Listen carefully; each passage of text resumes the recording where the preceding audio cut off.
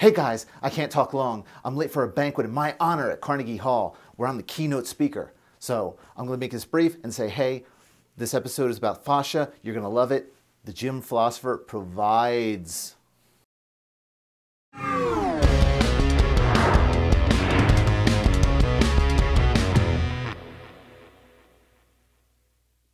Yo, what's up? Maximus Gaines here, or better yet, Santa Claus, bringing you presents of mind. I've got nobody here today.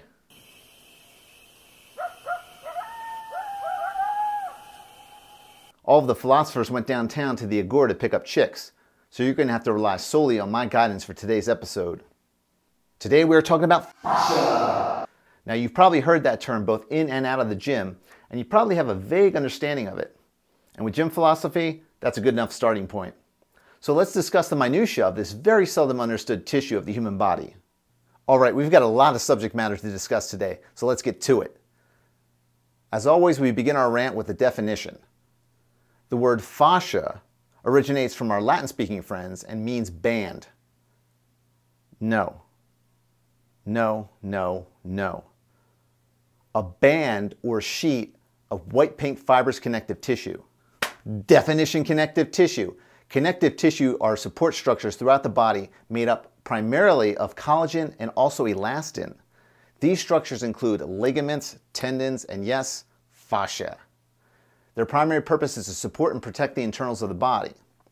The fascia collagen fibers weave together and elongate in the direction of the muscle that their surrounding is pulling. There are three types of fascia in the body. There's the superficial fascia, there's the visceral fascia, and then there's the deep fascia. And I'm going to discuss each one right now. Did anyone ever tell you that you were superficial? Well, they were right.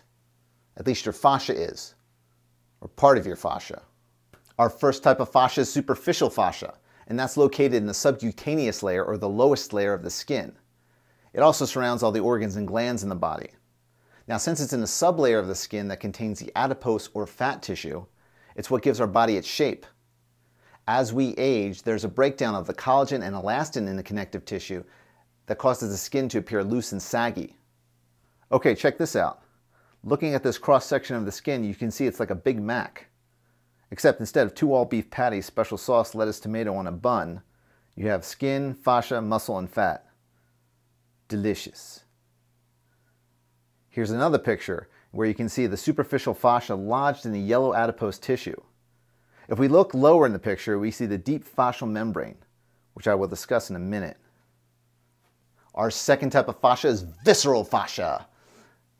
This fascia suspends all the organs within the cavities in the body in which they reside. I think the best example of this would be the peritoneum, which encases and suspends the intestines, the liver, the kidney, the stomach, and yada yada. And the third and final type of fascia is deep fascia. Now this is the fascia that I mainly want to talk about because it pertains to muscle. It's the dense fibrous connective tissue which surrounds individual muscles and separates different muscle groups into what are called fascial compartments. So let's take a look at this illustration of one of those fascial compartments. We can identify 2 different types of fascia in it, the paramecium and the epimecium.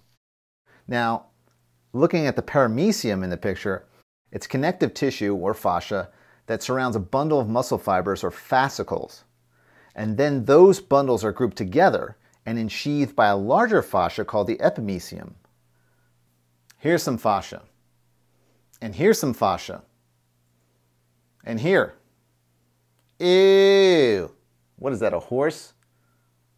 Notice that the fascia fibers resemble sort of a spider web. You know, I read an interesting analogy about the predominance of fascia in the body, and it said that if you had drained all the tissue out of the body other than the fascia, you would have an exact outline or sketch of the body. That's how much fascia we have in our body. Now let's get into what happens when the fascia gets all gummed up. All right, so let's talk about how fascia damage can occur and how that relates to weight training, muscle breakdown, and some of the complications that can arise. Having a healthy fascia is important to achieving your gym goals of perfection. Fascial misalignment and irregularities can cause an assload of physical problems, from a restricted range of motion to chronic pain. So how does it happen? What puts the fascia out of its normal functioning alignment?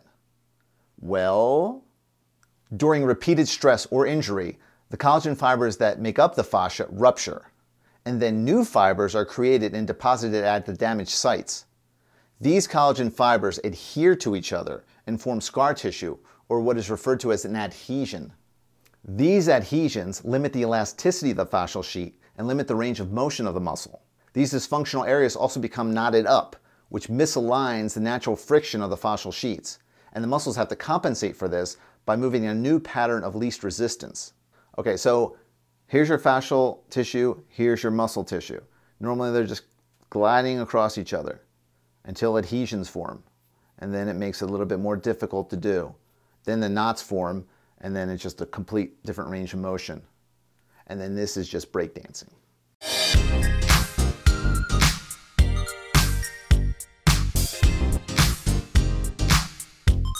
Over time, this can cause serious problems because it's forcing the body to contort in an unnatural position. As a result, certain muscle groups are going to go into a state of spasm. Tendons and ligaments are going to be overworked as they try to restore the natural alignment. Probably the most frequent area of fascia damage is the back, due to the large number of muscle groups in close proximity, all stacked on top of each other. All right, let's look real quick at an illustration here of the back muscles. You've got the trapezius muscle that's covering at least partially the rhomboids, the latissimus dorsi, the infraspinatus, the supraspinatus, teres major, teres minor, the erector spinae, and the deltoids. Each one of these muscle groups moves in a slightly different direction over each other. Most people refer to the adhesion as a knot or a rope, and that's not only because of the sensation that it produces, but also the way that it feels to the physical touch of the hand. I know what you're thinking. I'll just sit on the couch all day and watch reruns of what's happening, and that way I won't damage anything. The thing is that the adhesions are continuously being deposited between the soft tissues of the body, and that is the activity that keeps the adhesions from building up to the point of dysfunction.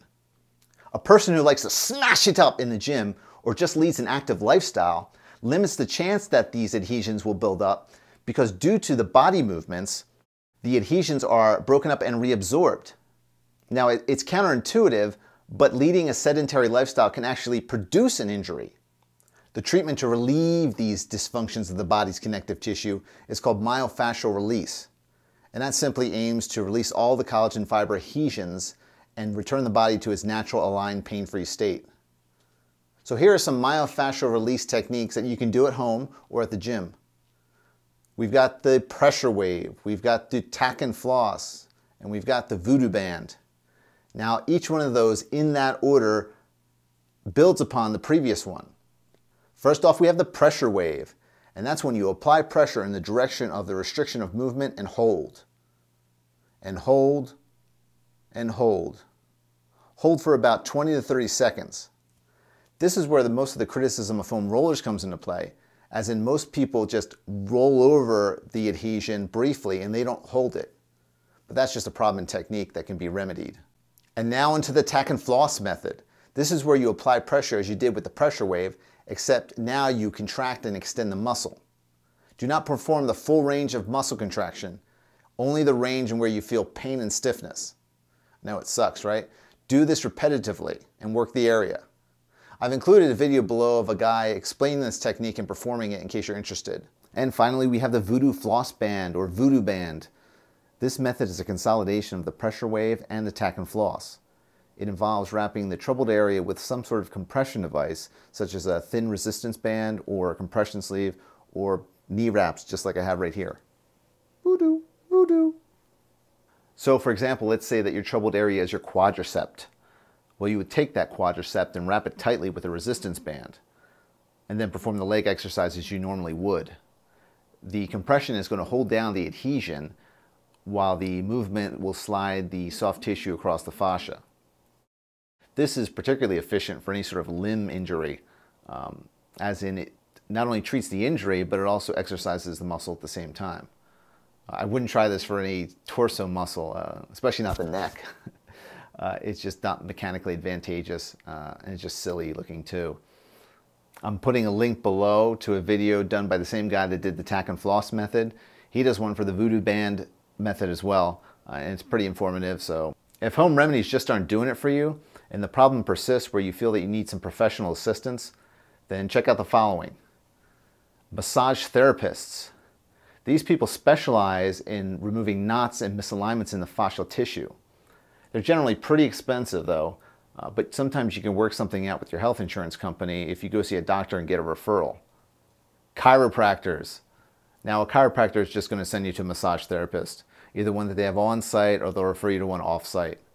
Again, you'll be able to work with your insurance company to limit the cost to a copay, but it will be a specialist copay, which is a little higher, unless you're watching this from some place that has universal health care, and I don't know. Cheers. And then there are physical therapists. PTs work with all sorts of injuries related to activity. Most likely, a physical therapist will remove scar tissue adhesions using a procedure called the Graston technique, where a stainless steel instrument that looks like a dull knife is pushed along the skin along the natural elongation of the fascia. Here are some of the Graston technique tools that they use depending on the area that the body is being worked. Now, I don't know any of these companies. I don't endorse any. Nobody is paying me for a referral or featuring. I'm just giving examples. So now it's tool time. I'm going to tell you about a few myofascial release tools that you can use for home remedy. Now these are just a few that I personally use so that you can get an idea. Feel free to use whatever brand you want or whatever type you want, just as long as you thoroughly check them out for qualifications. So, the first one is Amazon Basics 36-inch foam roller. Look at this, thing can't even fit in the frame. Here's your basic foam roller that you will see at the gym with a link below in the description. You want to make sure that you get the hard version of this because they also have a soft one that is pretty much useless. It's like a Tempur-Pedic pillow and it does nothing. The material on this one that I linked will grip your skin, and look close enough to the picture you can see the little embossed gripping areas as well. They also make this in smaller sizes too if you look at the link. It's not just 36-inch, but you can use like I think an 18-inch or like a 24-inch too, I'm not sure, so check it out. They're cheaper. And number two, this one's a lot smaller and a lot more colorful. It's the 13-inch sports medicine foam roller with grids. This one's real good. It's about 13 inches, so it can fit in your gym bag and it isn't too cumbersome. As you can see, it has plenty of gripping and protruding areas to apply proper pressure. I've seen these things also sold where the middle comes out of them. This one doesn't come out, but sometimes the middle comes out where you can, I think there's a smaller roller in there you can use, or you can stick like towels or bottles or anything in there that you want to use. And the third one is a roller ball with spikes. Here's a little spike ball you can use for rolling. It's real small, so it's portable, and you can target specific areas with it. It has the spikes which grip onto the skin, so that's good. You can put it up against the wall and roll your back up against it. You can put it on the ground and lay down on it and roll your back up against it. You can target specific muscles like the deltoids or the pecs or the forearm. Beware though if you use it up against the wall, because these spikes are pretty hard and they'll probably mark up your wall. Don't use a tennis ball. That just doesn't have the grip and it isn't hard enough. Now, I wouldn't be the gym philosopher if I didn't talk about how fascia applies to your gym workouts, right? So for all you gym monster freaks out there like myself, rest assured there are some weight training programs out there that specifically address the fascia and incorporate into them. Hanny Rambod, trainer to Mr. Olympia's Jay Cutler and Phil Heath, has come up with a specific type of training that addresses the fascia. It's called FST7, and that stands for Fascia, there it is, Stretch Training 7. And the 7 just refers to the 7 quick sets that you do at the end of each muscle group.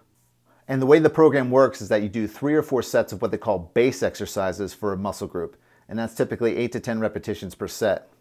Then on the last exercise, you do 7 sets with very little rest in between each set.